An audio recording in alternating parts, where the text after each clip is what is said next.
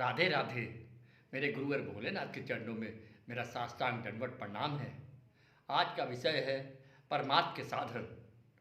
भगवत प्राप्ति का सबसे अच्छा उपाय है भगवान के प्रति प्रगाढ़ प्रेम, भगवान से मिलने की प्रबल तीव्र उत्कंठा और भगवान के विरह में एक क्षण भी जीवन धारण असहा हो जाना। वास्तव में यह कोई साधन नहीं है, यह तो भगवत विरही का लक्षण है। करोड़ों वर्षों की तपस्या के मूल्य पर भी सच्चिदानंदमय भगवान के श्री विग्रह की क्षणिक झांकी तक नहीं मिल सकती।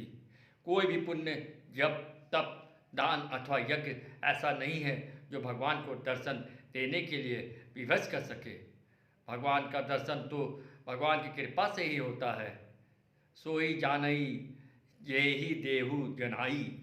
उनका दर्शन वही कर सकता है जिसके सामने वे अपनी योग माया का पर्दा हटाकर प्रकट हो जाएं। उनको कहीं से आना जाना नहीं पड़ता, वे तो सदा और सर्वत्र विराजमान हैं, किंतु हैं योग माया समावृत। जिस पर उनकी विशेष कृपा होती है उसी को उनके दर्शन का सौभाग्य प्राप्त होता है। जिसे प्रभु देखते हैं कि यह मेरे दर्शन के बिना एक क्षण भी रह नहीं सकता, उसे अधिकारी मानकर तत्काल उसके सामने प्रकट हो जाते हैं। अतः उनका दर्शन कितने दिनों में होगा यह प्रश्न ही नहीं बन सकता। उनका दर्शन एक क्षण में भी हो सकता है और कोटि कोटि जन्मों में भी नहीं हो सकता। दर्शन तो उनकी दया से ही होता है। हाँ, अपने को प्रभु की कृपा का पात्र बनाने के लिए योग्य साधन करते रहना मनुष्य का परम कर्तव्य है। उनमें निरंतर प्रेम बढ़े, मिलने की तीव्रतम इच्छा जागृत हो और एक क्षण का भी विरह असहा हो जाए, ऐसी अवस्था अपने जीवन में लाने की चेष्टा करनी चाहिए।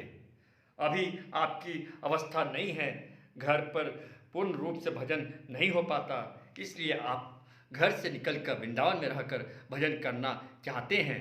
भजन की इच्छा का होना तो बहुत ही उत्तम है, किंतु आजकल के समय में घर छोड़कर जाने की सलाह तो मैं कभी नहीं दे सकता। घर में जो घर का और दुकान का काम आपको करना पड़ता है वो किसका काम है?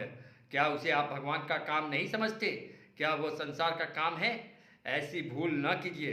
घर के, आपके तथा संपूर्ण जगत के सच्चे स्वामी भगवान हैं। सब काम उन्हीं का है, अतः उन्हीं को स्वामी और अपने को सेवक मानकर झूठ, कपट, चोरी आदि बुरी वृत्तियों से बचते हुए यदि घर और दुकान का काम संभाला जाए तो यह भी भगवान का भजन ही है। यही सर्वकर्म से भगवान की पूजा समझनी चाहिए। घर से बाहर जाने पर भी आदमी प्रमाद में पड़कर साधन से गिर जाता है। अभी आपको बाहर की कठिनाइयों का अनुभव नहीं है, अतः घर पर ही रहकर भजन साधन का अभ्यास बढ़ाइए और भगवान का काम समझकर घर के कामों को भी उत्साह के साथ कीजिए। सुनने और किताबों को देखने से जो आपको मालूम हुआ कि किसी मंदिर में जाकर भगवान के चरणों में गिर जाने और जब तक भगवान दर्शन न देंगे तब तक हम नहीं उठेंगे, यह व्रत लेकर खाना पीना छोड़कर पड़े रहने से भगवान जल्दी दर्शन देते हैं, सो मेरी समझ से ऐसा करना कदापि युक्त नहीं है। इसमें कई तरह के दोष आ सकते हैं। सबसे अच्छा उपाय तो है प्रभु कृपा की बाट जोहते हुए उनके लिए उत्कंठित रहना, अपने को सर्वथा एकमात्र भगवान की कृपा पर छोड़ देना। फिर भगवान स्वयं ही अवसर देखकर हृदय से लगा लेंगे। खान पान छोड़ने में महत्व नहीं है, महत्व तो भगवान की अनिवार्य आवश्यकता में और उनकी कृपा पर अधिक विश्वास करने में है। मन संसार में अधिक रमता है और भगवान में कम। उसे अधिकाधिक भगवान की ओर लगाने की चेष्टा करनी चाहिए। ऐसे अव्यवस्थित मन को लेकर भगवान के मंदिर में धरना देना तो बिल्कुल नादानी ही है। कलयुग में अन्य युगों की अपेक्षा जल्दी और सुगम साधन से ही भगवान दर्शन दे देते हैं, यह बात बिल्कुल ठीक है। सतयुग में हजारों वर्षों तक ध्यान, त्रेता में कितने ही वर्षों तक यज्ञ तथा द्वापर में सुदीर्घ काल तक पूजा अर्चा करने से जो फल मिलता है वह कलयुग में केवल भगवान के नामों का कीर्तन करने से मिल जाता है। पापी से पापी मनुष्य भी यदि भगवान की शरण में चला जाए तो उसे भगवान शीघ्र ही अपना लेते हैं। स्वयं भगवान गीता में कहते हैं, कोई कितना ही बड़ा दुराचारी क्यों ना हो, जो सबका भरोसा छोड़कर अनन्य भाव से मेरा भजन करने लगता है वह साधु ही मानने योग्य है, क्योंकि अब उसने उत्तम व्रत लिया है। वह शीघ्र ही धर्मात्मा हो जाता है और सनातन शांति को प्राप्त कर लेता है। सनातन शांति का अर्थ है भगवान की प्राप्ति। जो भगवान की शरण में जाता है उसकी अहंता और ममता का त्याग हो जाता है। उसके लिए मैं और मेरा कुछ नहीं रहता। उसका मैंपन और मेरापन सब कुछ भगवान के चरणों में समर्पित हो जाता है। वह तो भगवान के हाथ का यंत्र बन जाता है। भगवान जैसे रखे रहना है, जो कराए करना है, उसकी प्रत्येक चेष्टा भगवान की प्रीति के लिए होती है। अतः बुरे कर्मों की ओर से उसकी प्रवृत्ति स्वाभाविक ही हट जाती है।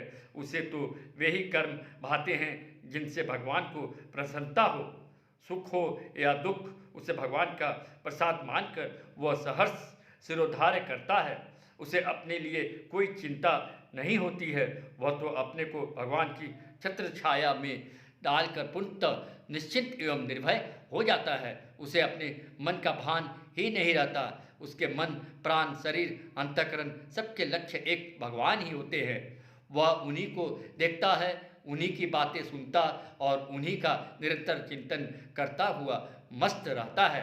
ऐसे शरणागत भक्त के योगक्षेम का भार स्वयं भगवान ही वहन करते हैं। यदि भगवान की मधुर स्मृति में प्रेमावेश होने पर उसे खाना पीना भूल जाए तो उसको खिलाने पिलाने की चिंता भी भगवान ही को करनी पड़ती है। जय श्री राधे श्याम।